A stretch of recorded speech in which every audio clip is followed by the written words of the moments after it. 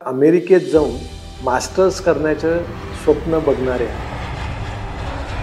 23 वर्षीय युवतीचं अचानक पोटात दुखण्याचं निमित्त होणे सोनोग्राफी स्कॅन केल्यानंतर डाव्या किडनीवरती मोठी गाठ असण्याचं निदर्शनास आलं। त्यावेळेस लक्षात आलं की किडनीचा ट्यूमर किडनीच्या वरती स्प्लीन हे जे अवयव आहे त्याला खूप जवळ ऑलमोस्ट चिटकल्यासारखा वाटत होता। स्प्लीनला जाणारी रक्तवाहिनी सुद्धा त्याला चिटकल्यासारखी वाटली। एका मित्रपरिवारातील पेशंटचं ऑपरेशन नाशिकमध्ये मी केलं असल्या कारणाने ते नाशिकला आले।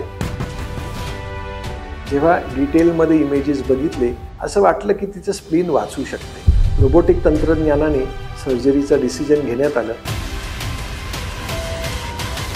3 डायमेन्शनल इमेजचा जो बेनिफिट असतो रोबोटिक सर्जरीमध्ये त्यामुळे तिच्या स्प्लीनकडे जाणारी जी रक्तवाहिनी आहे ती पण वाचवता आली। किडनी पासून स्प्लीन आणि स्वादुपिंड ज्याला पॅनक्रियाज आपण म्हणतो ते सुद्धा मोकळं करता आलं। किडनी वाचवता येणं शक्य नव्हतं कारण ट्यूमरने किडनीचा मध्य भाग पूर्णपणे ग्रासलेला होता।